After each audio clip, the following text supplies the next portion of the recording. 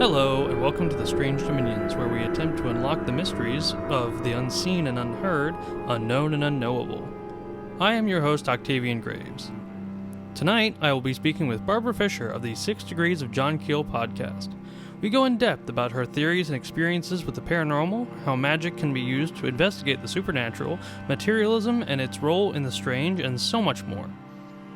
If you have seen something strange or unusual, such as a cryptid, UFO, spirit, or anything in between, please send me an email at strangedominionspodcast@gmail.com if you would like to be on the show. Alternatively, if you are a magic practitioner and have had strange things happen to you, you can also send me an email to be on the show.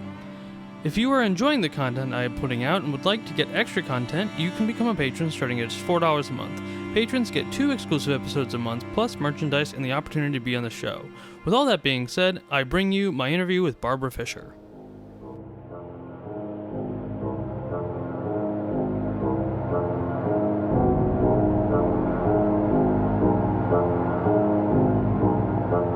And tonight, we are speaking with Barbera Fisher, host of the 6 Degrees to John Keel podcast. How you doing? I'm fine. How are you doing tonight? Very, very good. I'm really excited to have you on the show. Now, I heard you the first time, I think, on Where Did the Road Go? And then that led me to your show. And then I believe I listened to the episodes that you've done with Timothy Renner and Chad Redding of Strange Familiars. Yeah. Yeah, and I really enjoy, I gotta ask you, who does the theme song for the show? Because it is awesome.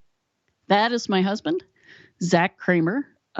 He's been a guitarist for 30 years, I think. Wow. Okay. And he's been playing Native American flute and various other ethnic flutes for probably almost that long. That's awesome. I'm a huge blues fan, and I love anything with flutes, like pan flutes, Native American flutes, you name it. I really enjoy it. So really good job with that. Well, I'll tell him you said so. He enjoys when people notice the music and like it. So I'm trying to get him to do some more outro music that's different, but he hasn't done it yet. So yeah, that's okay. Besides the like the music that you hear when I do my voiceovers in the beginning and end, that was done by someone else. But the intro and outro and interlude music, that's all me. So I know, cool. I definitely know how that goes. Yeah. You lose time and you don't know what to do, and yeah. Time is always eluding us. Yes. So where did this all start for you, both with the paranormal and the podcast? Well, the podcast is easier to explain. About 2019, I had noticed that there seemed to be a ramping up of weird stuff happening. And I thought it was just me. So, I talked with Morgana, that's my daughter, who's a co-host. Right. And she said, no, Mom, I noticed it. And a lot of my friends are noticing it. So, I talked to my friends and they're all like, yeah, one of my friends was having constant dreams about owls and hearing owls outside of his apartment, which he had never heard before, and seeing them outside of the apartment and all of these things. And I was like, oh, I wonder, so I joined Reddit. Well, actually, I had joined Reddit years and years ago, but I hadn't really used it. But I joined all the paranormal subs and started looking. And a lot of people were saying, have you noticed that things are a little bit weirder than usual? Have you noticed it? Yeah, I've noticed it. What, all of that. And I was like, well, maybe there's something to it. And then there was one man who got on one of the subs. And he had experienced a little person, I would say it was probably one of the Native American little people that, is in North Carolina. The Cherokee believed in them, and how is it pronounced? Are you talking about, you aren't talking about the Pugwadji, are you? No, those are up north. It's I can see it. Doesn't matter. It's the little people. Yeah, whenever we talk, little people. Nanahi are the ones who are the size of regular people, just kind of a little bit shorter. Okay. But they're the ones that are like little tiny guys. Okay. And he was a backhoe operator, and he was excavating something, and he looked up in a pile of dirt as he was about to dump more dirt on it. And there was this little guy standing on top of it, giving him the most unhappy look, and it scared him. It terrified the guy. Yeah, I can imagine. And he said, I've never seen anything like this. I thought I was hallucinating. I thought I was crazy. I don't know. Do any of you know what it is? Well, a bunch of people were like, oh, it's just one of the gnomes and it's a nice person. And I was like, oh, I don't think so. He's in North Carolina. Yeah. So I just messaged him privately and I said, okay, let me explain this. First off, you're not crazy. Second off, if you've only just now seen one, you're probably not going to see another one. You're probably okay. Okay. 2, this is what I think he is. And I explained, and I said, and you probably disturbed his home by digging. And I said, so what you need to do is go back, apologize, put some tobacco and cornmeal on the ground, even if you just take apart a cigarette and put the, dried tobacco. But if you can get better tobacco, that's even better. And put it near where you saw him and apologize abjectly and explain that it is not your choice to dig here. It is what you are told to do.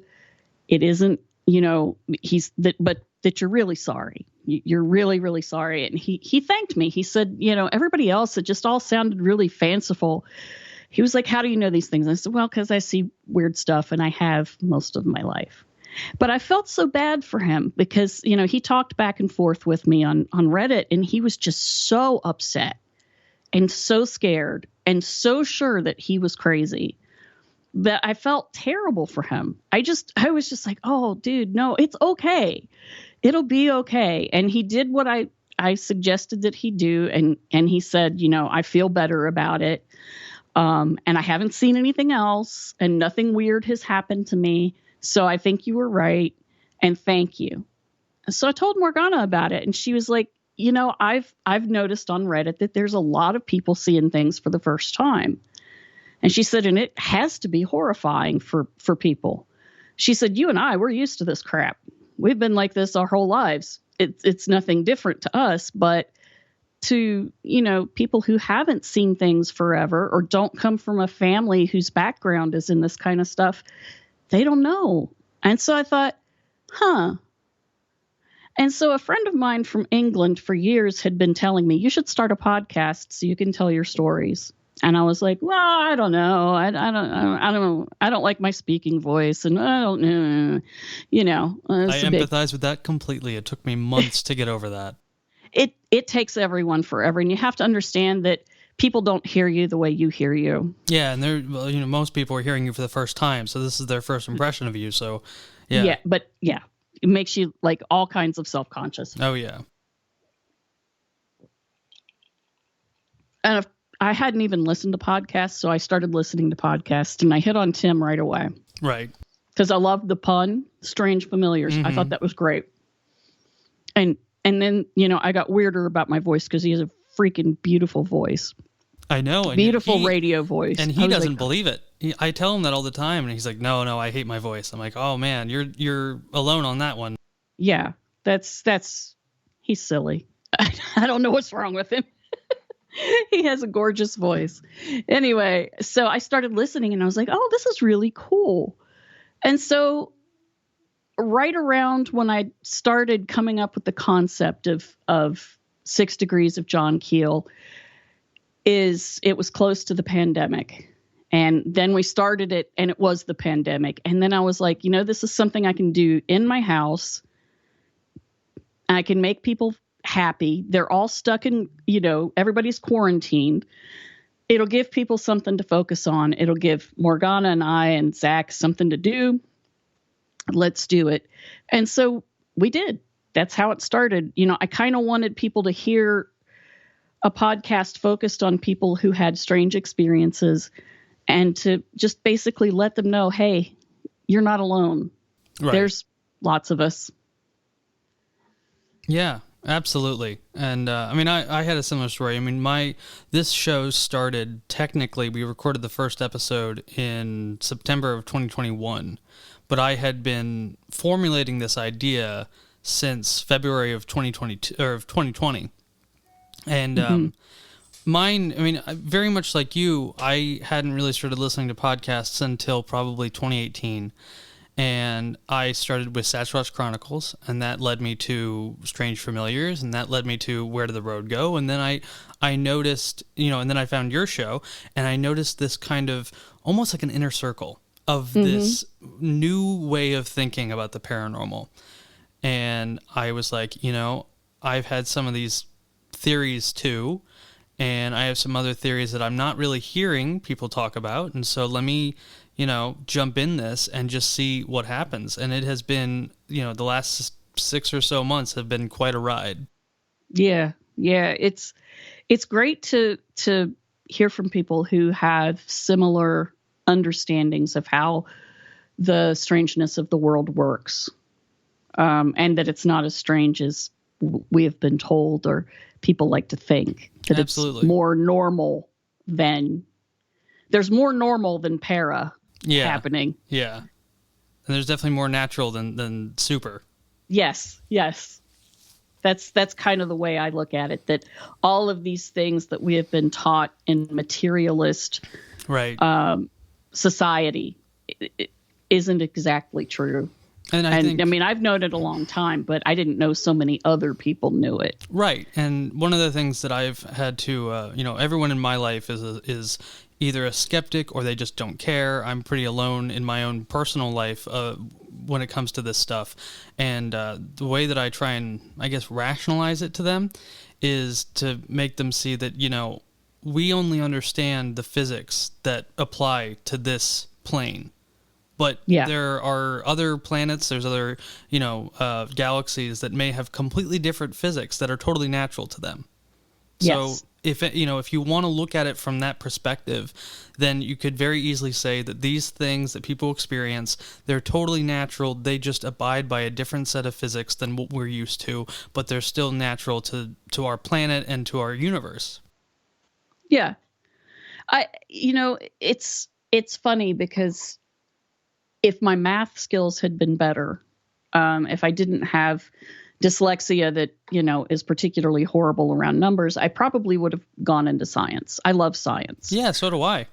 And I love biology particularly, and chemistry, and all of that. But at the same time, when I was a pre-med major, I wanted to be a veterinarian. So pre-med and pre-vet, it's the same thing.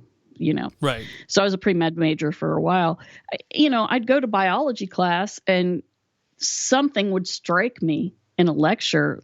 One of them was protein chains, so intricately put together, so beautifully symmetrical and basic, and yet you can unwind them and rewind them in different ways to make different tissues work.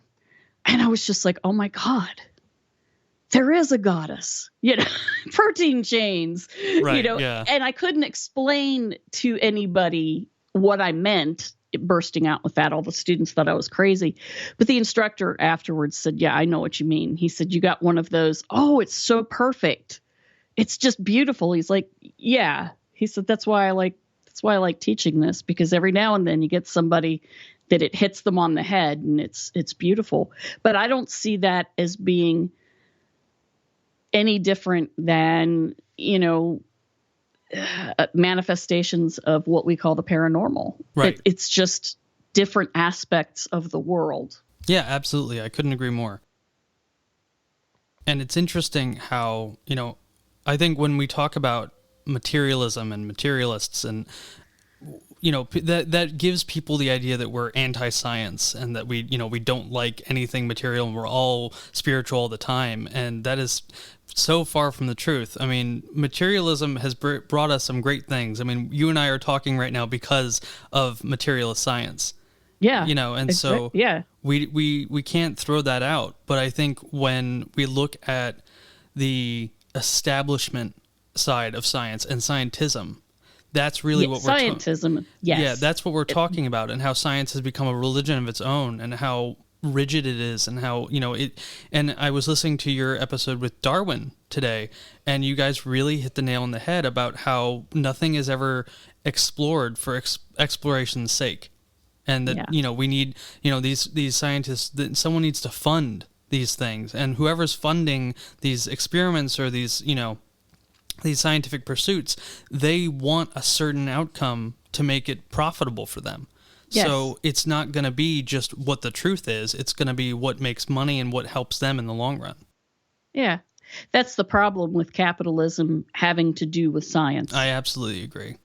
And that's part of why, Star Trek is so cool, because they don't have capitalism anymore. They just pursue science. I don't know how that works. They don't go into it, but it's not like it is here, where you have, cigarette companies funding scientific research on lung cancer. Yeah, I know. Which, I don't know. That just sounds hinky to me for some reason.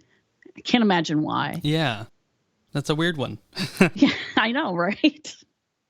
And the whole idea also of not liking materialist reality is or material reality is kind of funny, because anybody who could look at me would know that I like material reality because I like food, and exactly. I cook, and I used to be a chef, and you can't be a chef if you don't like, the pleasures of the body, of eating and drinking and all of that stuff.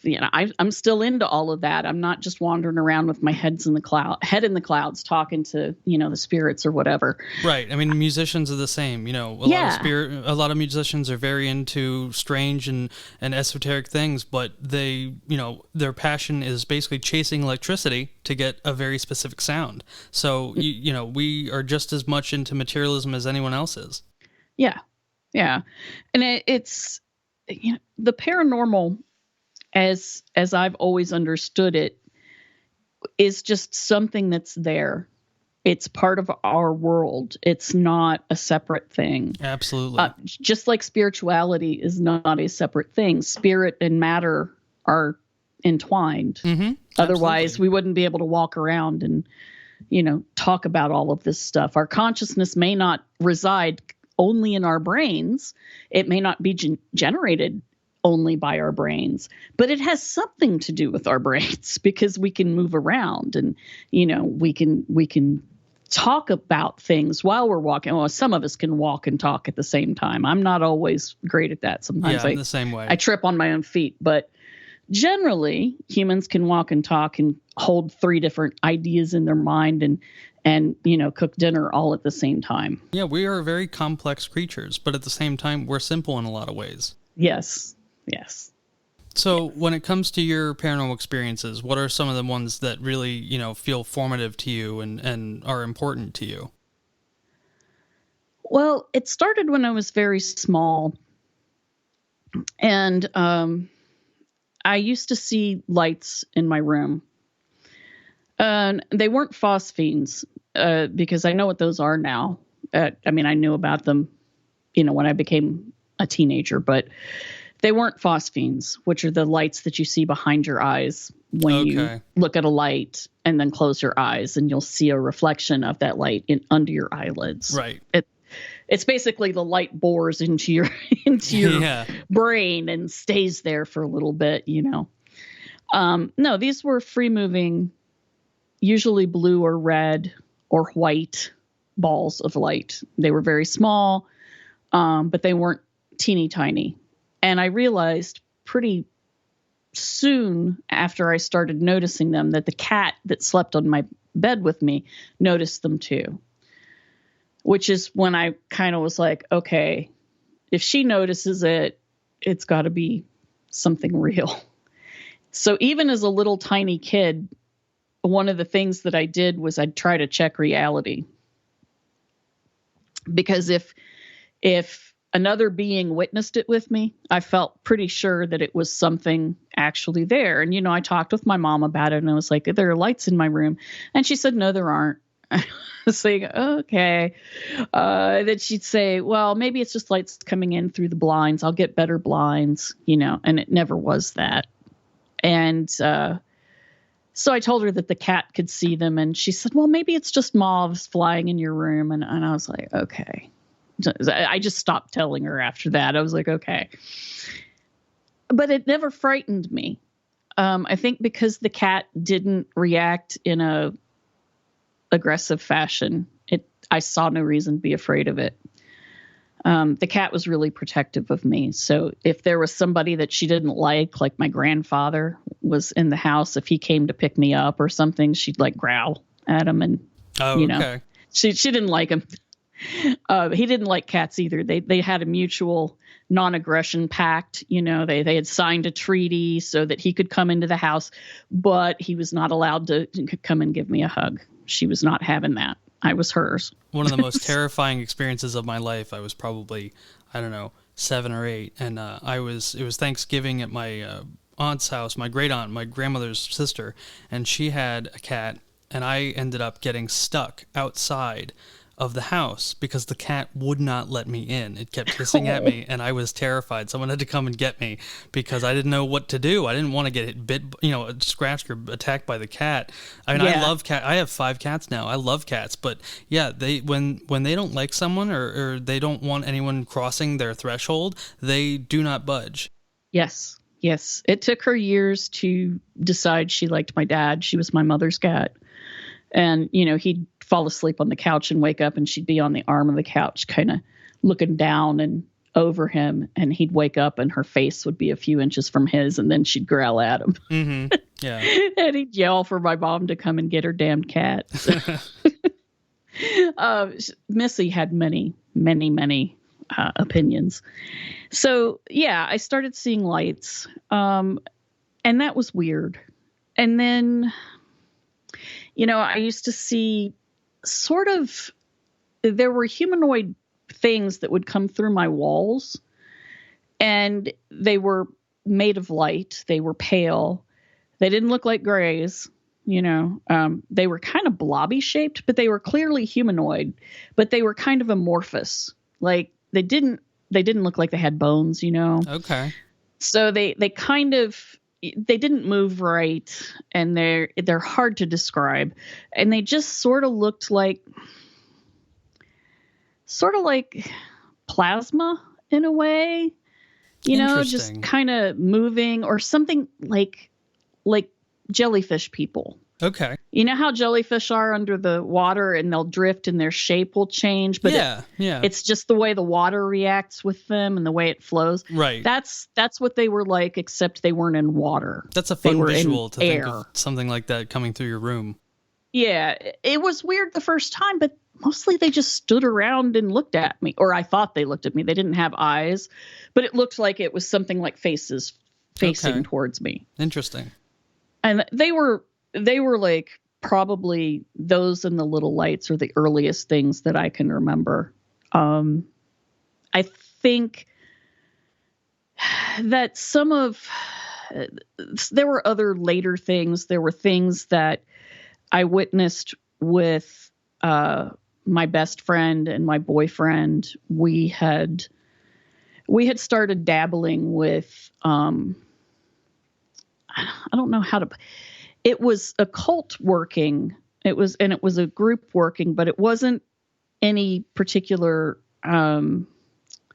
actual magical tradition. It wasn't Wicca. It wasn't traditional witchcraft. It wasn't Golden Dawn. It was just kind of what you were like, what you wanted to do at the time. Yeah. I get that. It was basically we were doing out of body work together. Oh, that's awesome. And we had one woman who was really good at it. So girl, she wasn't a woman. She's like a year older than me. So I guess she was a girl.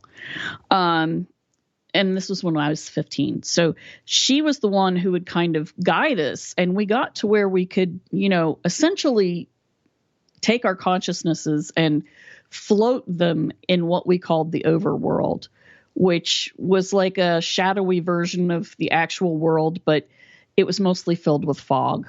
And occasionally we'd have interactions with beings that were there. So would you consider this kind of like astral projection without the term astral projection, or would you classify it as something different? Yeah, it was astral projection. Okay, very cool. See, that's something I've always wanted to try, and I've read like 5 or 6 books on it, and I have not, hacked it. I have not been able to really get there. I think the reason I was good at it is because I can dissociate very easily. Oh, okay. I think that's one of the tricks, and pretty much all of the people in that circle had been abused as kids, so all of us could easily dissociate. Okay. I think that was part of it. But well, I could give you a couple of possible tips later, but oh yeah, that would be great. That's what we had been doing that That's night. awesome. And so they were coming to drop me off at my house. There was no place to park on my street, so my boyfriend parked his car like a block away. And the three of us are walking to my house. They were walking me so that I wouldn't be walking in the dark by myself. And we glance up. It's a full moon. And the moon is beautiful. And so I was like, look at the moon. And we're all like, yeah, look at the moon. It's so cool. And then the moon started to kind of look like it was wobbling. And my friend said, do you see that? And I'm like, is it moving? And my boyfriend was like, I think. And when he said, I think, it looked like a second moon popped out of it and moved very quickly across the sky and then hovered. Oh, that's cool. And I was like, oh, what, and then we're walking across the street while we're staring up in the sky, which in a city is really a bad idea. But luckily there was no traffic. So we're standing in the middle of the street at this point, and it does it again, except this quote unquote moon moved over to the opposite side of the sky. So one in the east, one in the west, one in the south was what we assume was the natural moon. And then a fourth one comes out and goes towards the north. And we were just gobsmacked. The three of us just stood there. And then I was like, wait a minute, we're standing in the street, and so we ran over to the sidewalk, and we're just standing on the corner staring up.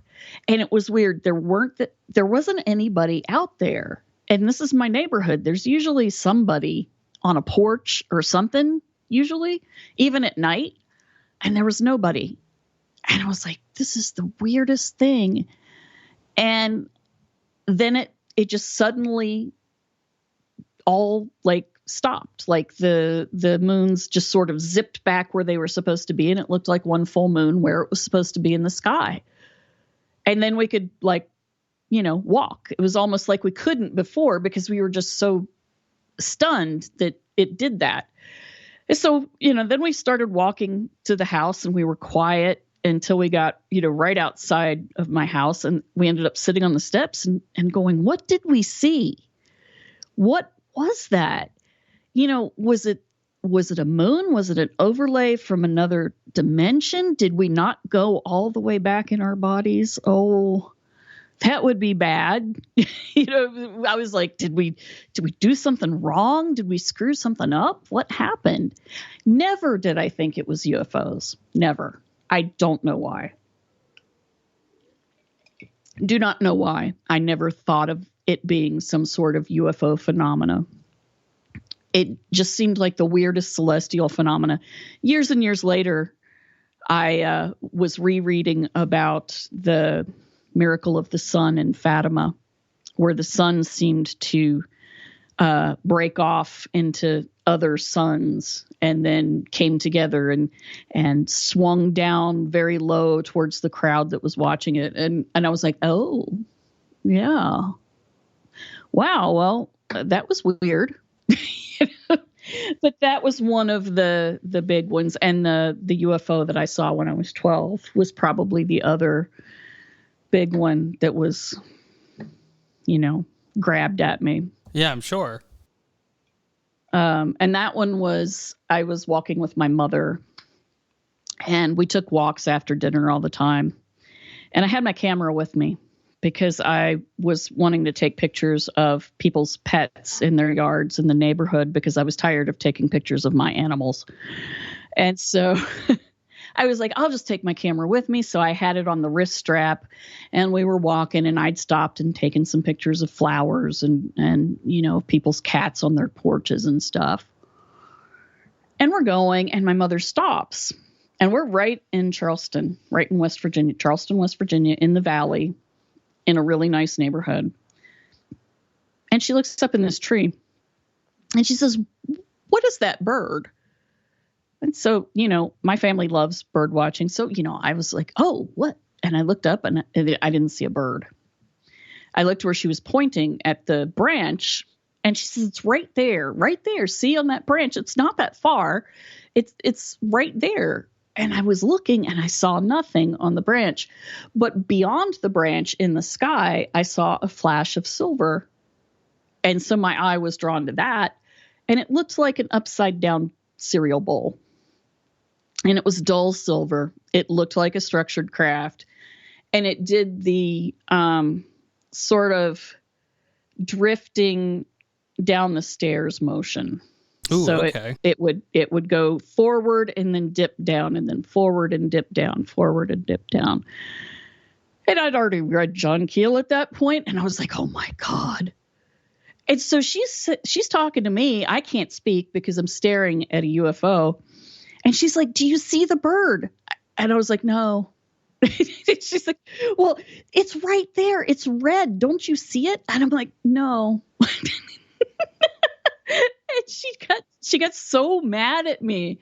And then it you know, dropped down beneath the horizon of houses. Because like I said, we're in the valley. So, you know, there's not much of a horizon. It's just houses and trees. I have no idea how close it was to us. It didn't look particularly close. And, you know, after it dropped, I was like, whew. And she was like, "It's gone." And I went, "I know." But she was talking about the bird. And she said, it was the weirdest thing. It was red. And I went, "What was red?" And she said, "The bird." And I said, "But what bird, Mom?" And she said, "It was red." I said, "Well, then it was a cardinal." And she said, "No, it didn't look like a cardinal. It was about the size of a pigeon, and it was red." And I was like, there's no such thing as a bird the size of a pigeon that's red in the United States. I was like, "Was it an escaped parrot, Mom?" "No." I said, "Well, where did it go when it flew?" She said, "I don't know." And I said, "What do you mean?" She said, "I don't think it flew. It just wasn't there." Interesting. Yeah. So by this point, we start walking home. And we go back and forth. And she says, why couldn't you see the bird?" I said, "Because I wasn't looking. I mean, I looked where you pointed, but there wasn't a bird." And she said, "Well, then what were you staring at?" I said, "There was a UFO." And she said, "No, there wasn't." And I'm like, "No, really, there was." You know, so we're going back and forth with this. And she said, "Well, if there was a UFO, why didn't you take a picture?" And I said, "Because I couldn't really move. I couldn't move." And she said, "Well, why couldn't you move?" I was like, "I don't know." She said, "You had the camera in your hand." I'm like, "Mom, I don't know. Why didn't you grab the camera from me and take a picture of the bird?" And she said, "I don't know." You know, so we go back and forth about who saw what. And she's adamant that I did not see a UFO. I am adamant that there was no bird to see, and I did see a UFO, thank you. Until it got to the point where we were like 3 blocks away from the house, and we just stopped talking to each other. Right. Okay. So we were just not talking. We get in the house, and I walk up to my dad, who's reading the newspaper, as he always is. And he looked up and he said, "Did you have a good walk?" Because I was just standing next to him staring at him. And I said, "I saw a UFO." And he put his paper down and he said, "Oh, did you?" My mom came in and she said, "No, she didn't. There aren't UFOs." And my dad just looked at her and said, "Well, what did it look like?" I said, "It looked like a silver upside down bowl." And I described it. And she said, it was not there. I said, "Well, what about the bird that you thought you saw, Mom?" And she was like, "I didn't see a bird." She had forgotten it by the time we got home. Okay, that's interesting. And I was like, you said it. And she said, "George, you can't let her read those terrible books you keep bringing home. That the the Mothman and all of that. You just can't be bringing that stuff home anymore. And he was like, she can read what she wants to read. It's not causing any. It's just, well, she thinks she sees UFOs. And I was just like, I'm going to bed. I went upstairs, and a couple days later, he bought my own copy of the Mothman Prophecies. Oh, that's cool. Tossed it to me and said, there you go. You don't have to keep checking it out of the library. And it turns out that he has seen weird lights in the sky and a weird light on the ocean when he was in the Navy. So he didn't take my mother's insistence that, no, I didn't see anything for any kind of truth. He because she was just acting really weird, and he just was like, she saw something, because the kid, I believe the kid. I don't think, I think you're just trying to say she didn't so that she won't have nightmares or something. Mm-hmm. But then I started thinking, I didn't even want to read my new John Keel copy of Mothman, because I started thinking, if I could see it, could it see me? Oh, and yeah. I didn't like that. I'm sure, yeah. Once you start thinking about that, it goes into weird places. Absolutely. Yeah, I was like, did it see me? Is that, and why did Mom have a bird to look at? And what is that? So for a long time, I didn't pick up the Mothman Prophecies and reread it after Dad gave it to me. I was a little bit too nervous about it. But then, I ended up reading all of John Keel's books later, and he talks about similar kinds of things where one person will see something and the other person will see something else. And it was like, oh, okay, so that happens. So I felt a little better. Yeah, of course. But I think the weird lights in my room, and then the moons or UFOs or whatever that mess was, I don't even know. And then the red bird and the UFO were probably the most formative sorts of things. I mean, I also saw what I took to be a ghost with the same boyfriend who saw the moon do the weird things. And other stuff like that, but it didn't affect me so much as the weird lights and celestial objects and things like that. Yeah, no, I definitely understand that. It's so fascinating how, you had these things come into your room, but they stared at you, for lack of a better term. I mean, they didn't hurt you or anything like that. No, they didn't. And it's interesting how much of this stuff they come into our field of existence. We see them, we experience them, but there's no connotation of, this thing's going to hurt me, or it's very rare that I listen to a podcast or I read a story about someone being, mortally, hurt or really physically affected by this weird stuff. I mean, I'm sure it does happen. I don't want to discount anyone's experience if it was like hyper negative and very physical, but for the most part, it's just so fascinating how this stuff comes in, we see it, and then it leaves. And, we just have to, we have to deal with that. We have to, gravel with that in our mind. Yeah. I mean, and yes, I've had things that have quote unquote touched me, like disembodied things that, I turn around and there was nothing there, but it's never truly hurt me. That's what I've said for a long time. It may frighten me. It certainly will startle me if I'm not expecting it. Yeah. Although at this point I'm kind of, I'm ready. I'm always ready. Something is going to happen. And something weird will happen. I feel that way, and then nothing ever happens. Yeah, that is a good way to ward it off, really, is to be prepared. Yeah. If you're prepared, it'll just, I'm not going to mess with you right now. I'll wait. It's annoying because I'll go into the woods. I'm going to see a Bigfoot today. I'm going to see a Bigfoot today. No, you're not. You already, you banished it just by wanting to see it. Mm-hmm. So Tim said that to me one time. He said, you have to not want it. It's so hard. You have to not want it too badly. You have to not try hard. Yeah. And it's so weird how you'll go through. I mean, I don't know if you listened to the episode that I was on, Strange Familiars, where I met Tim for the first time, and we met up at Gazoo's Woods, and it was simply just so that way I could show him where I had my weird experience.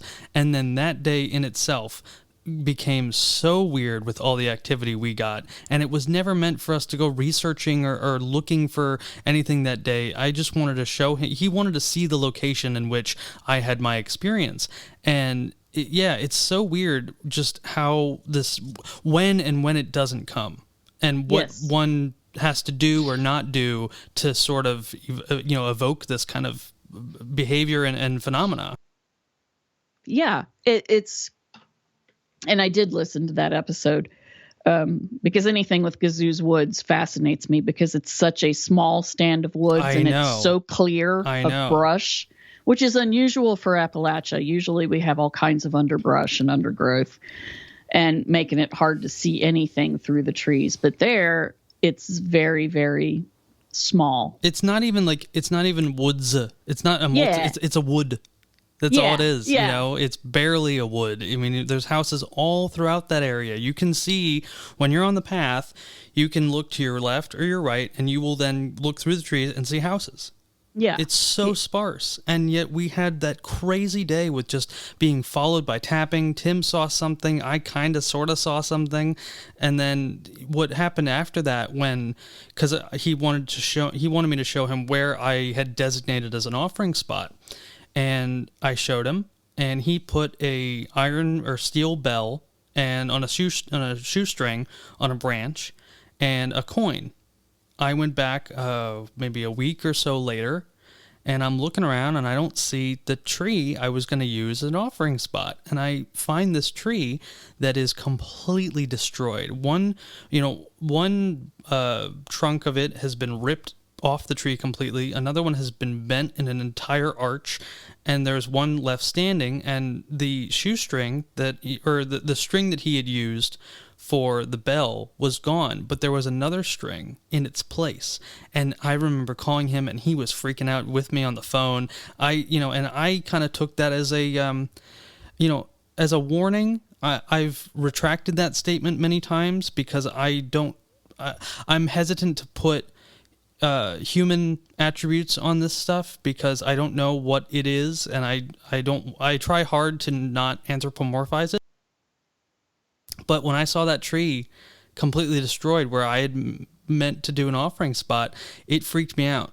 Like, I did not know what to make of it. Yeah, that would be heavy, Definitely something to ponder. Yeah, absolutely. Because I then I felt bad. I'm like, oh God, did I offend it? Did I don't want to piss this stuff off. I don't want it to be mad at me. No, that's generally, you don't want that. That's never something that you want. I know enough of the old folklore and fairy tales and stuff to be like, no, don't make it angry. Mm-hmm. Well, I mean, me and Tim both theorized that iron bell had something to do with it. I don't know why. I mean, we know what iron does to certain classes of spirits and how much they don't like it. So we theorized that it had something to do with it, but we can't say for certain what it had to do with it. So, yeah, that was a very weird sequence of events. Yeah. When I lived in a house here in Athens, just slightly out of town, it was an old farmhouse. We had 3 apple trees that were near the house. And I used to put silver bells in the trees, and they seemed to like that. Silver was okay. Yeah. So that's just a little, tin might be okay. Yeah. Aluminum. So aluminum doesn't have much of any kind of property like that. Right. I don't think it offends anybody or anything. Yeah, absolutely. I mean, you can see that, in my area of expertise as far as magic goes, iron is the best way to keep yourself safe and distant from certain spirits. So, but going into the magic thing, I know that you are also a magic practitioner. I'm curious if you wanted to talk a little bit about that and how it kind of relates to the paranormal in your view. Well, like I said, the moons we saw, right after we had been essentially doing astral projection together, Mm-hmm. and, exploring what we called the overworld. And that was kind of the beginning of practicing magic. But when I was a little girl, I used to pretend that I was a devotee of Artemis, and used to make offerings in the woods at my grandparents' farm. The question is, were you actually putting pretending? Stuff on a stone, and I thought I was pretending. Yeah. I don't think I was actually pretending, but Right, I thought I yeah. was pretending, because at the same time, I still was, reading the Bible and trying really, really hard to be a good Christian. Yeah. It didn't work out so good. But, Yeah. but then the month after I had the weird sighting with the moons, I ended up self-dedicating to the moon goddess and essentially saying, fine, I'll initiate myself as a witch. And so that's kind of what I do. I do basically hedge witchery. Okay, very cool. And I've practiced with covens before. I've done large public rituals with, people of all kinds of different magical backgrounds and all sorts of things. And I've worked with druids and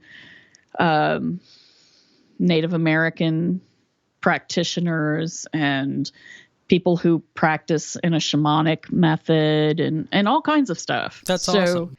Yeah. I've also worked with Vadunsi and people who worship the Orisha, the West African deities. In fact, we had a situation probably 20 years ago here in Athens where one particular Orisha grabbed 4 of us, essentially decided that she wanted worship from us. And it happened to us all separately.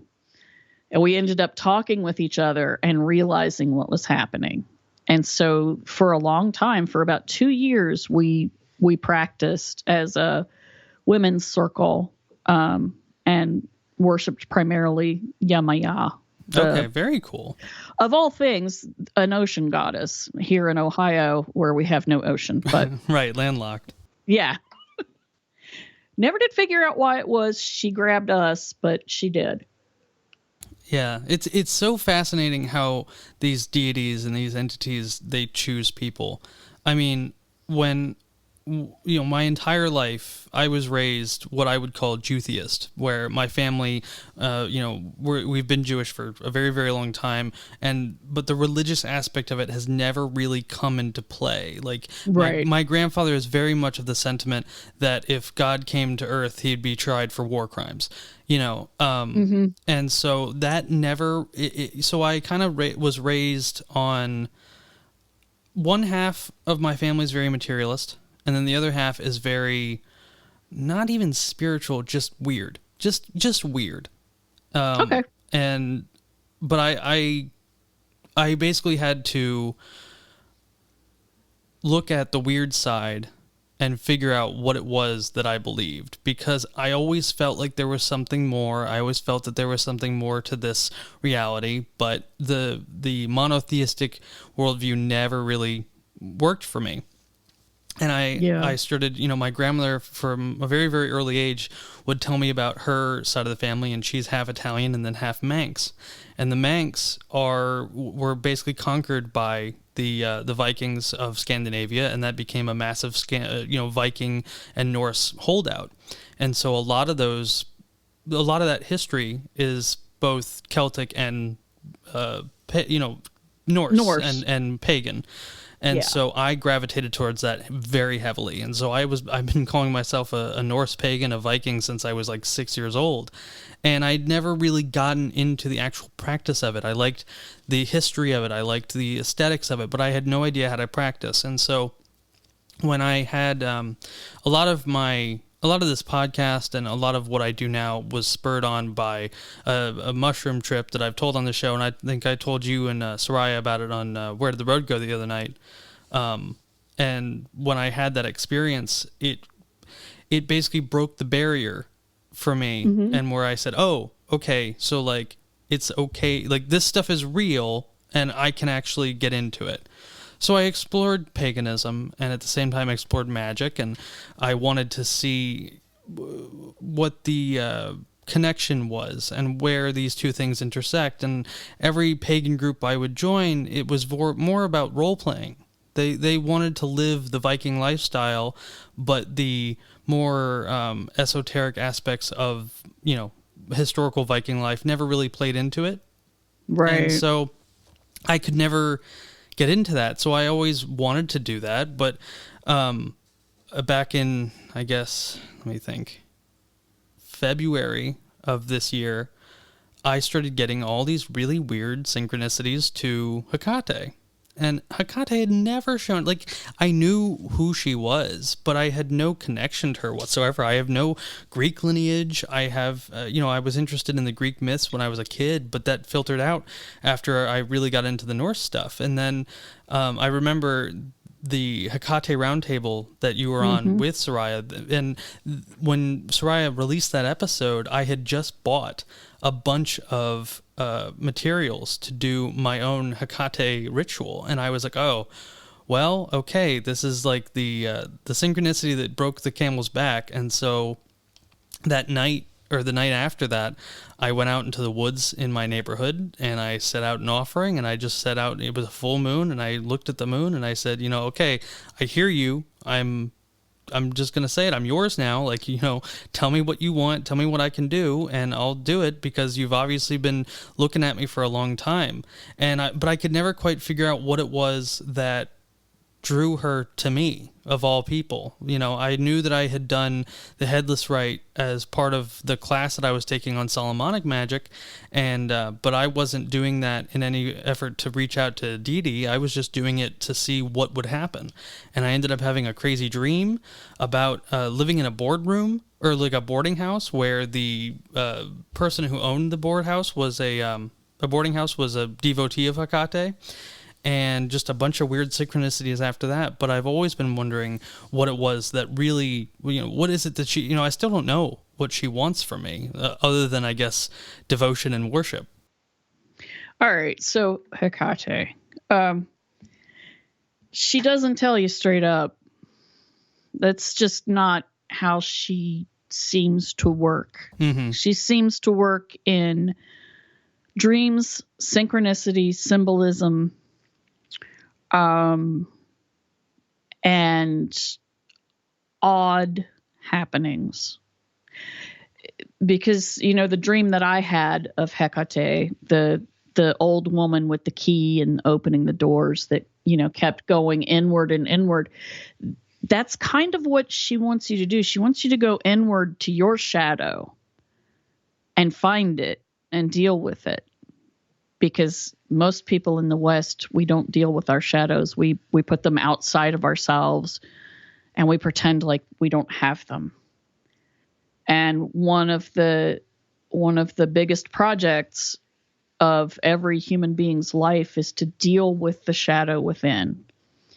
And once you get straight with that, and you know what's there, and you understand it, and you can work with it, then you can come outward and help other people. And, essentially any improvement you do to yourself is improvement done to the world. As within, so without, as above, so below. So that's, I think, probably why you didn't get a big answer, because she doesn't give big answers very much. I don't think she does. My friend and mentor, when I told him about it, he was like, well, one of her specialties is magic, and specifically magic with the dead. Mm-hmm. And I don't teach that. That's not really something that I teach or have a specialty in. And so maybe this is her way of saying, like, you have an interest in that. Because I've always had an interest in necromancy. Both, when I was a kid, I thought the idea of, raising the dead was a cool idea and image. But then when I started to really look at the history of necromancy and what it was used for, I got very into that. And so he was like, maybe this is her way of saying this is what she's going to do for you. Maybe she wants you to explore her version of necromancy and help you with that. And so I've been kind of delving into that as well. Yeah. That makes sense. Yeah, you were I remember you were telling me that, somebody said there was no necromancy in the Norse Right, yeah. Spiritual practices, and I'm sitting there going, save. Yeah, exactly. Hello, save. Yeah, I know. That's a whole thing. Yeah, I know. But a lot of people, I guess, magic still to this day scares a lot of people. Yeah. And even when people get into traditions that have a heavy magical influence, they want to filter it out because they don't know. We don't have a way of contextualizing it in modern society. We've tried to rationalize everything, and magic can't be rationalized. Not really. No, not really. You're right. And a lot of the people that I knew in the Norse community, when I interacted with the Norse community in a larger way, they were very materialist. They were very, they weren't very spiritual. Right. Yeah. They, like you said, it was like they were role playing. It was like a LARP. They wanted to have, bloats and somnals and, drink out of a drinking horn in a circle and tell stories and maybe pour some mead for the ancestors and break an oat cake for the ancestors, but not really talk to the ancestors. Right. Yeah. The interaction is what's missing. Yeah. Yeah. Talking to the ancestors would be scary. Oh yeah.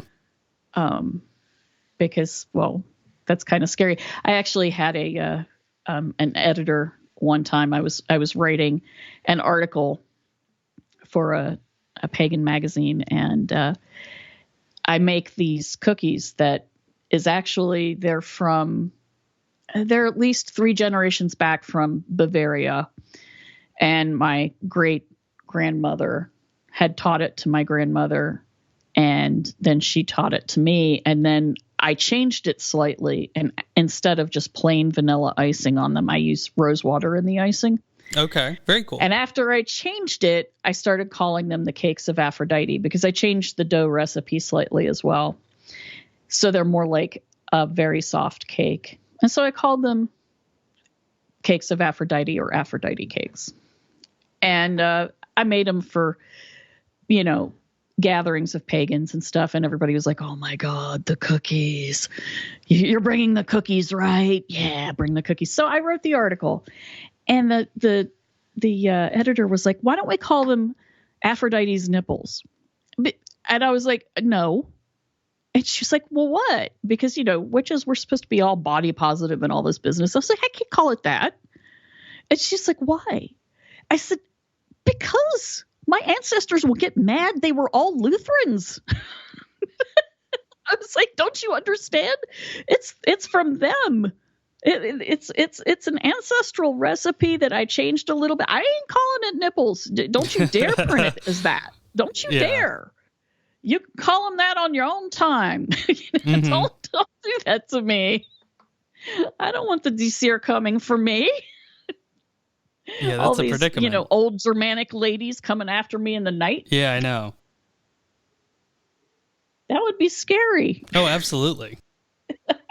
The wrath of the ancestors is nothing to play with.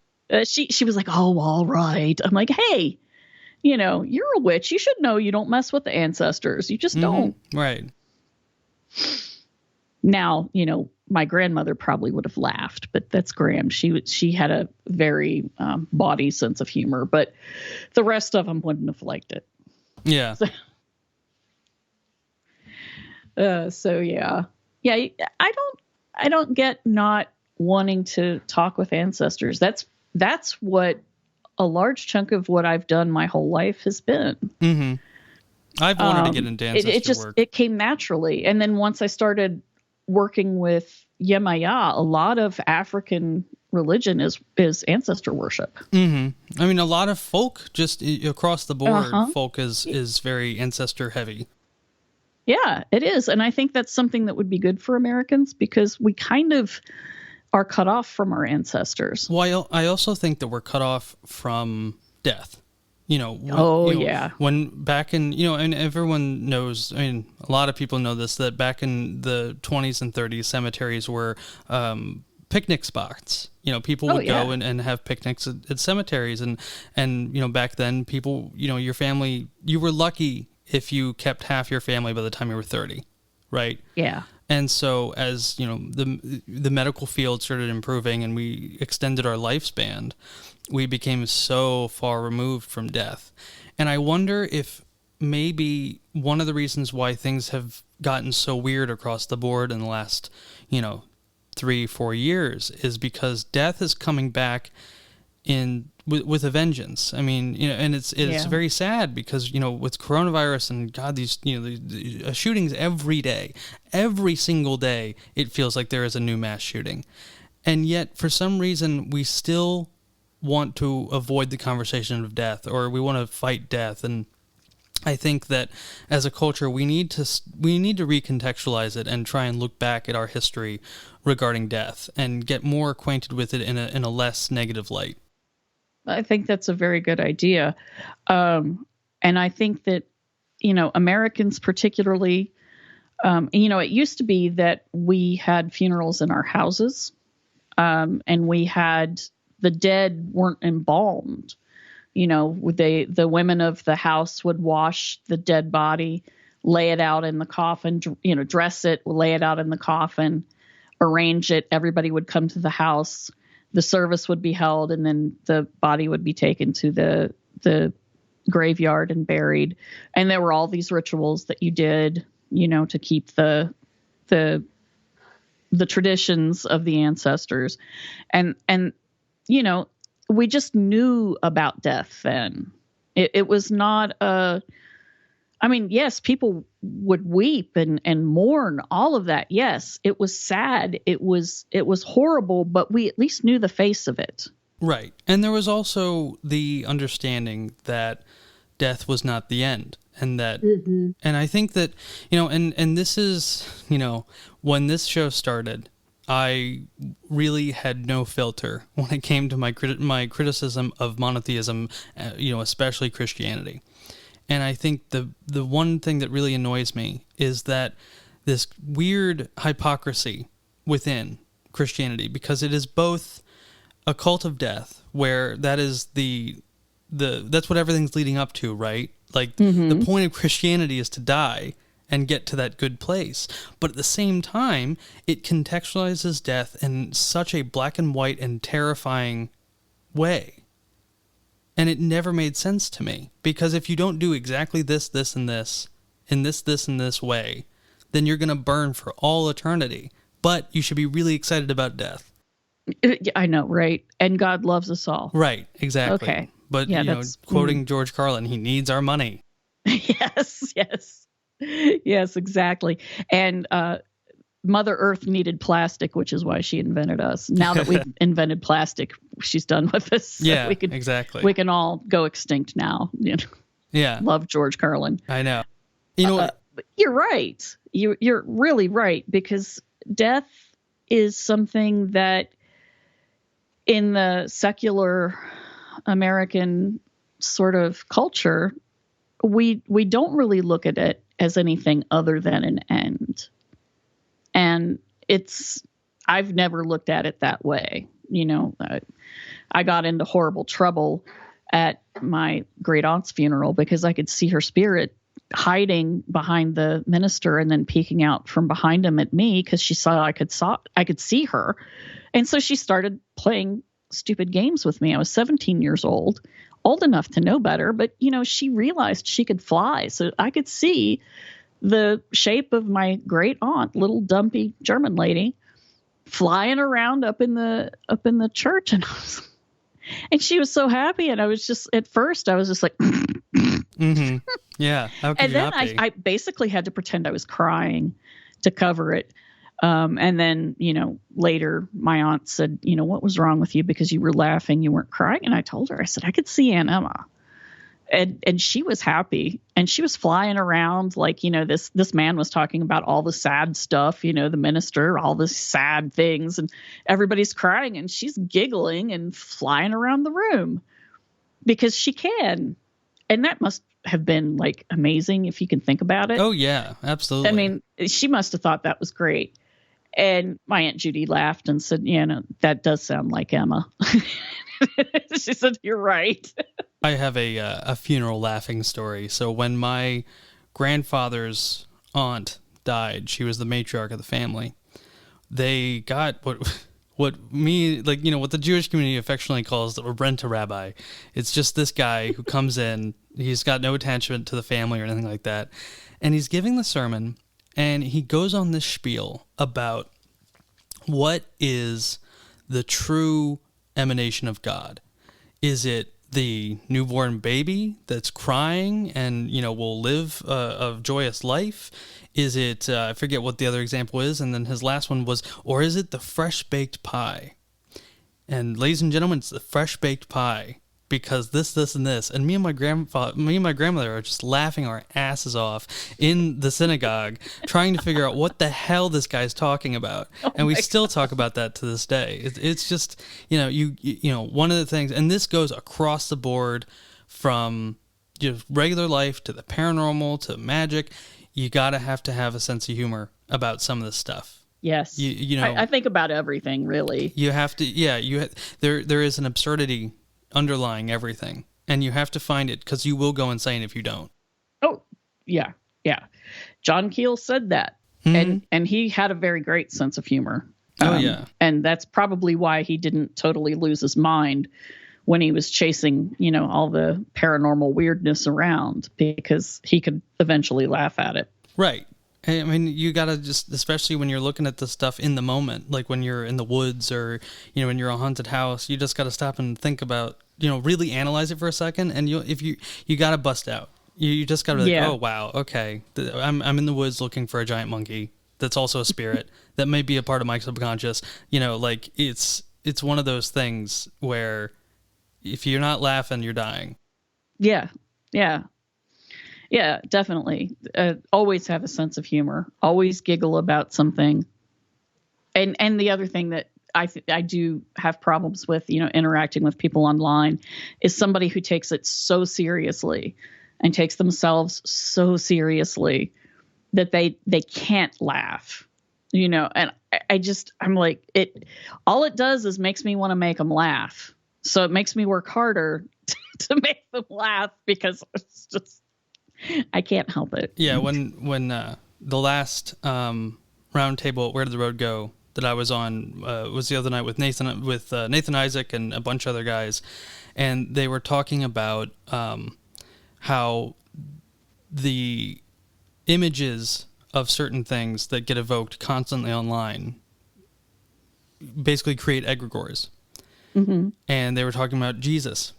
And I was like, I thought this was hilarious. I don't know if anyone else caught on to this, but I was like, okay, so what happens when multiple versions of an image or, being get evoked constantly? Because you have the very traditional Christian image of Christ, and then you have the Republican image of Christ that lives in America, drives a truck, loves guns and beer. What happens when those two images and ideas clash? Or do they communicate? Is there a fight between American Jesus and Christian Jesus? And I thought that was hilarious. Yeah, that is funny. I like that. And then I would throw in, actual Jesus. Oh, right. Brown-skinned Jewish Middle dude. Eastern guy. Yeah, brown-skinned Jewish dude walking around barefoot, hanging out with fishermen and whores, and vaguely fallen women, not actual prostitutes. Right, but she was Magdalene was still sketchy. She wasn't a prostitute, but she was sketchy. Yeah, and Willie Nelson had a song that I always liked. It's called "The Troublemaker." And it's, he's talking about, this troublemaking guy wandering around with flowers in his hair and sandals and, talking peace and everything. And you come out at the end and he's talking about Jesus. And the whole time he's making him sound like a hippie because, well, that's how he was written. Yeah. Yeah. And I always think, that the general honest to goodness, if Christ existed Christ, as he'd be the troublemaking little Jewish guy wandering around. Yeah, absolutely. Raggedy looking, giving his coat to every poor person he could, Every time he got a nice coat, he'd give it away. So he'd be wandering around in rags. Yeah, absolutely. He probably liked a good joke, too. Yes. And, there's plenty of little, jokes in the Bible if you look hard enough. Mm-hmm. Yeah. I'm sure he told a few good ones because, otherwise it was just all about the Romans chasing you around and the Sanhedrin being jerks and all kinds of stuff. So yeah. He had to have had jokes. I've never known a Jewish person that didn't have a sense of humor. No, absolutely. That's a tenet of Judaism is our jokes. Yeah, exactly. I mean, it's a thing. Yeah. So, speaking of Where Did the Road Go, how did you become such a regular on there? Because I see you on there, your episodes on there are great. I'm curious how that relationship started with you and Soraya and the show. Soraya just asked me. I don't know why he asked me. It's Soraya. He just does things. Yeah, that's very true. No, he had us on his show a year or so ago when we had 3 hosts. He had all 3 of us. And then he was on our show with Morgana and I. And we talked with Soraya for like 3 hours. We had to break the show in half because we talked with him for 3 hours because we were having so much fun. And the last half of it, like the last hour, I think, and maybe 15 minutes, we were talking about Babylon 5 because it turns out that he also, like Morgana and I, is a serious Babylon 5 fan.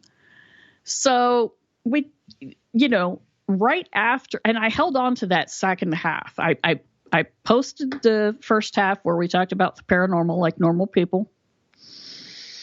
But the second half, I was like, I'm going to have to do something with that, because we're just talking about Babylon 5. Really, that's pretty much what we did. And so he asked me right before I was going to post it because I figured out what I was going to do with it. And he said, "Are you ever going to post the part where we, talk about Babylon 5? And I said, "Yeah, I'm actually going to post it this week." And he was like, "Okay, cool." And so after that, I called it "And Now for Something Completely Different." And people really responded well to it. And it was not long after that, he was like, "Say, do you want to, be on the team, to call in for shows? You want to just join us?" And I was like, "Sure." So that's what happened. Okay. That's very cool. I really like those episodes, by the way. The one with Babylon, all about the Babylon 5, because it's been a long time since I've watched it. I need to rewatch it. Well, yeah, they're supposedly working on a reboot, but okay, it keeps getting pushed back. So, but J. Michael Straczynski still says he's working on it, and so we'll see. Yeah, I don't even know how I got on the Where Did the Road Go roundtables. I just kind of asked really nicely, like, "Hey, can I join in on these sometimes? Because they seem like a lot of fun, Yeah, he just out and out asked me, and I said okay. And when I can be on one, I'll respond. And if I can't, half the time I don't even necessarily get the call until it's too late. Then I go, "Oh yeah, oops." Yeah, yeah. See, I always feel bad because I'm very, very aware of the stuff I do know and the stuff I don't know, and so I do my very best to not try and speak on stuff I really know nothing about. So UFOs, as much as I have an interest in it, I know very little about it. I'm not up on the UFO lore. Like I was talking to you guys, in the after show. I know the stuff that everybody knows, and I know a couple things that only a few people know, but that's it. I don't have that background that, most people on Where Did the Road Go have. And that's kind of been a challenge for me to, educate myself on some of this stuff because I hate going on there and everyone's talking about UFOs and I just have to stay quiet because I don't know anything, really. Yeah. Yeah. Well, here, tell you what. So my answer is to read Keel and Valet. Yeah. And you'll get most of the good stuff. Okay. You'll get most of the necessary stuff. And then there's some other authors that you should read eventually when you get around to it. Yeah. Because then there are the other ideas that they're living creatures in the sky and for that, you need Trevor James Constable. But I always say Keelan Vallée, and when you get through that and get it kind of worked into your head, then you can start looking at the other stuff. Yeah, I need to get into those two, and also Patrick Harper. I've never read any Patrick Harper stuff, and I know that's kind of like a required reading for a lot of this stuff too. Yeah, The Daimonic Reality is a great book. I remember reading it when it came out, and it blew my mind, boom, straight open. And it's not hard to read, but it is somewhat, his prose is elegant but dense, but it's not like academically dense.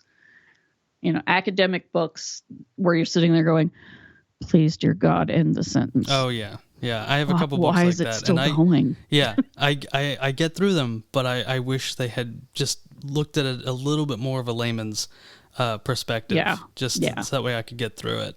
Yeah. I have not gotten a chance to read Ecology of Souls, but I'm very, very excited about that, and I'm curious about what your experience was editing and working on that with Josh. Well, I was surprised that he asked me. He says I shouldn't be surprised, but I was.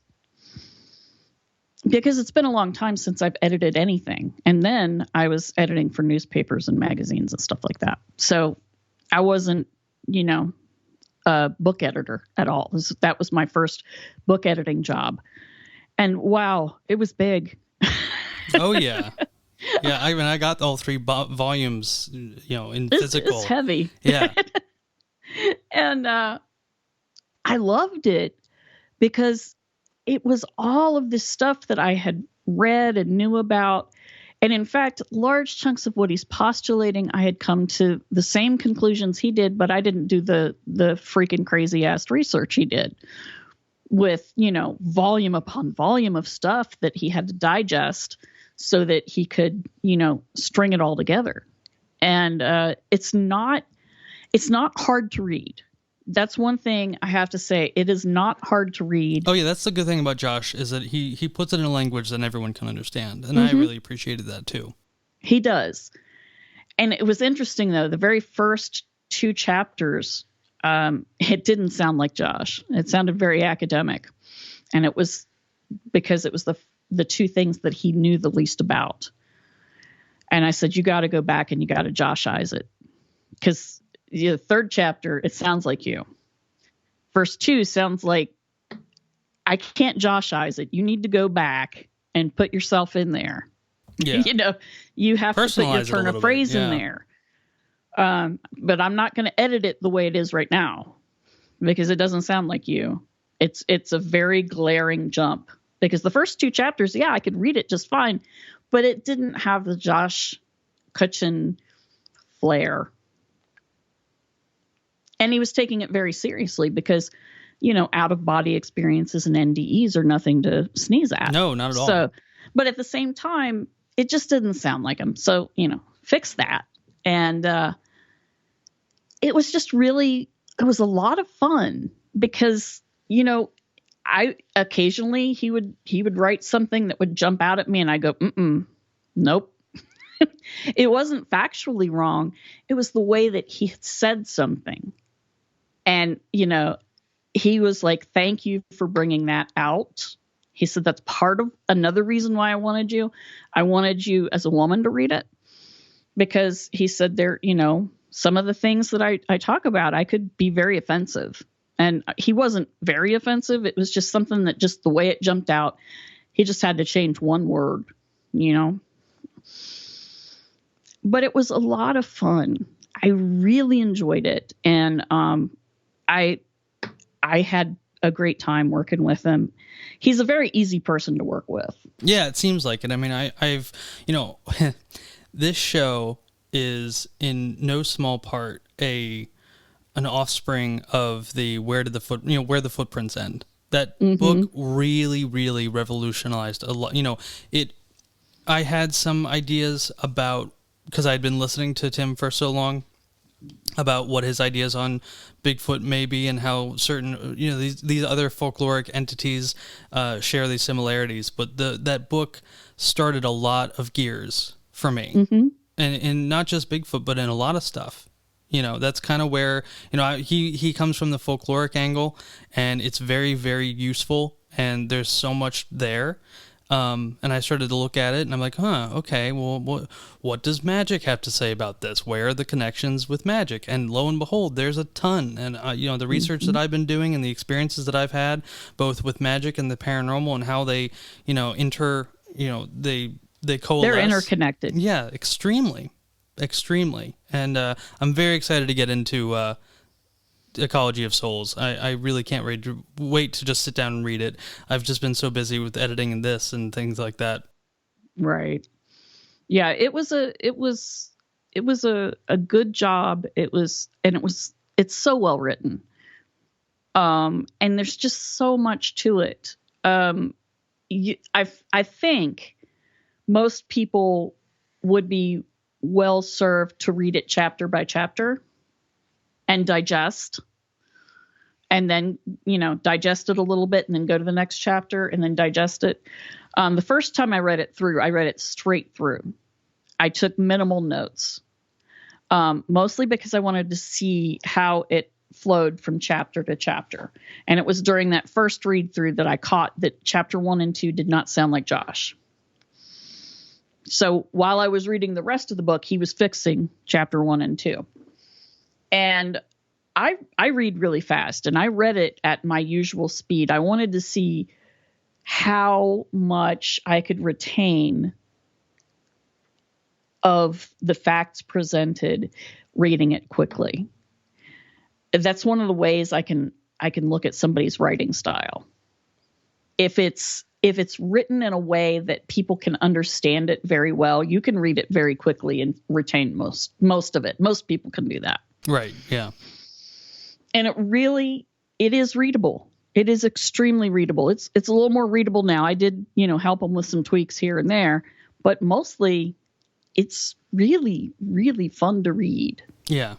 I can tell. It's a lot like Where the Footprints End that way. Yeah. And that is it's a joy to read. And I'm very excited to read this because I read the first chapter and I was already hooked in, It sunk its teeth into me and would not let go. And so I'm very anxious to get back to it. Yeah. It's well worth the time and effort to read. Yeah. I was listening to your show with Darwin today. I was going hiking, and it was an hour and a half away from home, so I had a lot of time to listen. And you guys were talking about the idea that that the paranormal may be something that the earth itself is presenting to us to give us a message. And that idea really, really resonated with me because I came to a very similar conclusion.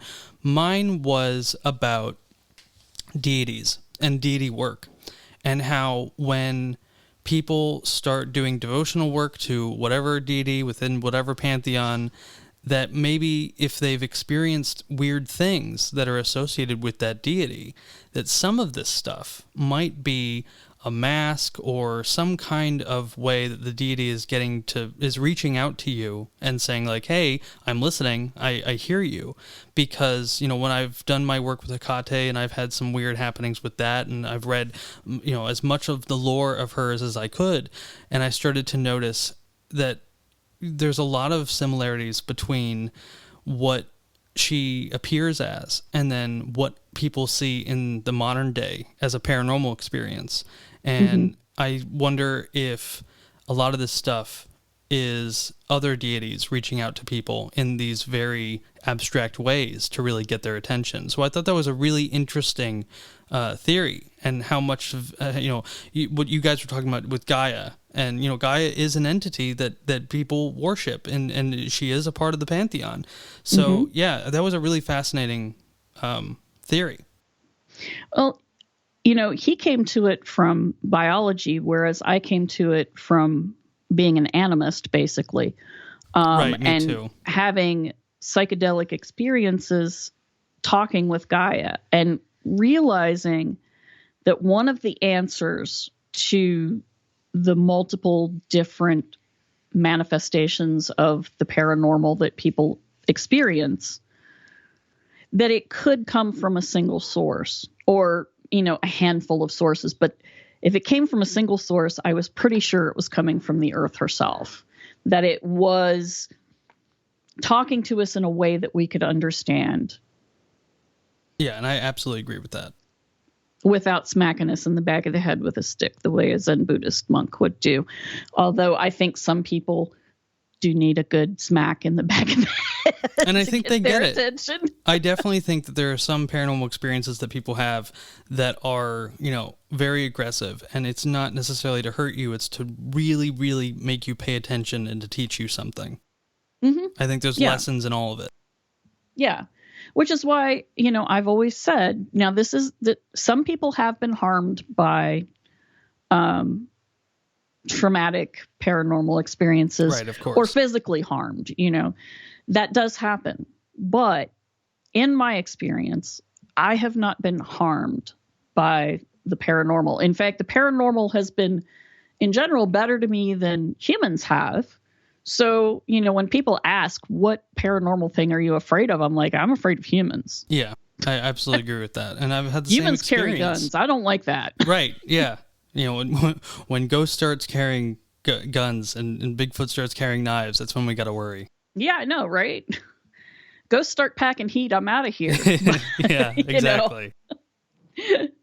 No, I'm way more afraid of people than I am the paranormal. And, generally, part of it may just be that I've had enough experience with it that it kind of knows it doesn't have to scare me to get my attention.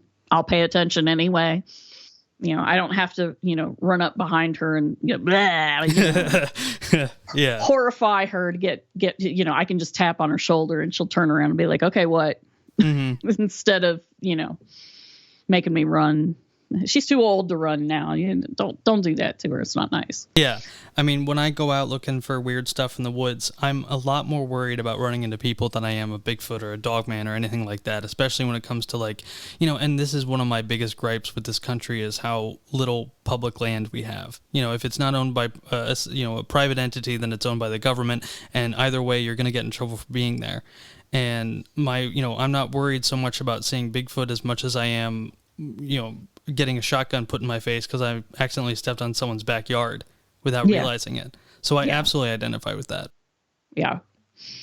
Yeah. And, when I was a kid, there were places that my cousins and I used to play that, we got shot at once or twice. Oh yeah. West Virginia, what can I say? Yeah. The hills of Maryland are no different. Mm-hmm. Yeah. So what part of Maryland are you from? Anne Arundel County. I've been here my entire life. Yeah, we lived in Maryland for 2 years. Oh, okay. What part? We were in Jessup, but we were like 1 foot away from Columbia. Okay. We were right on the line.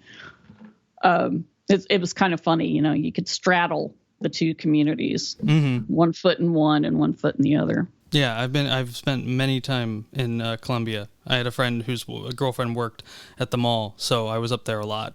Yeah. I used to work at the Borders that was in Columbia, and so did Zach. So, yeah, I was a barista. It was fun. Nice.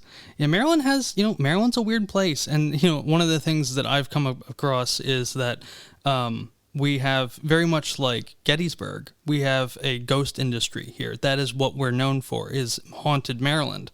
When you start talking about, we have the Goat Man, but that is purely folklore. There's no truth to that whatsoever in most people's minds. And so when I try and get some, Maryland paranormal researchers to come on and we'll talk about ghosts, but then I'll start talking about, Maryland Bigfoot and Maryland Goatman and the Dueyo. They're like, oh, well, that's not Maryland thing. That's like a Washington State thing or a Michigan thing. I'm like, no, we have them here. Like, people see them and it just does not register. Yeah. Yeah. At least people believe that we see Bigfoot in West Virginia because, have you ever flown over West Virginia? I think so, yeah. Yeah, it looks like nobody lives there. Right. I've driven through West Virginia and it feels like nobody lives there. Yeah, it's trees. Yeah, absolutely. The same with Ohio, though. You guys have a lot of trees. Oh yeah. We're third growth forest here, but still it's a lot. And even in the 17 years that we've lived in this house in Athens, I've watched forest reclaim, where it had been chopped down already, in 17 years. So yeah, it's pretty impressive. But yeah, West Virginia, man, anything could be living out there. You don't know. There's so much tree cover. I know, but it's interesting how Maryland, if you want to get a sense of the really weird parts of the paranormal that tends to get put in the flesh and blood camp, look at how civilized Maryland is and how little forest we have. We don't have that much. I mean, the biggest forest we have is on the eastern shore, and in the north we have the Catoctin Mountain, which is where I was today, and the Dueño is supposed to be in Gambrel State Park, which is in that same region. But other than that, it's just small little patches of woods like Gazoo's Woods, and yet people see weird stuff that is supposed to be these massive animals that it just does not compute. Yeah, I can't remember who it was. Somebody was talking about seeing this giant deer man person thing, in western Maryland up near Pennsylvania. And I was like, it was an elk. And they were like, there shouldn't be elk here. I'm like, they've been releasing elk in Pennsylvania. They don't give a damn about state borders. Yeah. They don't care. Yeah, they do not I was like, but they've been releasing wild elk in Pennsylvania. So if you see a deer that's just way too big, that's probably what it is. Yeah, absolutely. Well, Barbara, I want to thank you so much for coming on. This has been a fantastic talk. I cannot wait to have you on again. Okay. Well, if you need somebody to talk about something, you can always call me. Oh, I can make it up. Absolutely. I'm hoping to have, some round tables of myself for this show myself, and I'm absolutely going to have you on for that. Definitely. Thank you so for much. having me. Oh, no, it's my pleasure. You have a great night. You too.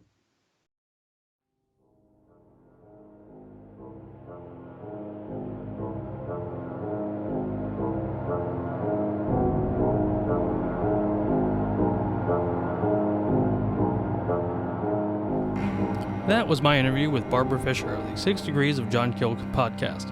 All of her links will be in the show notes below. Thank you so much for listening and being a part of this weird journey, and I will see you again in the Strange Dominions.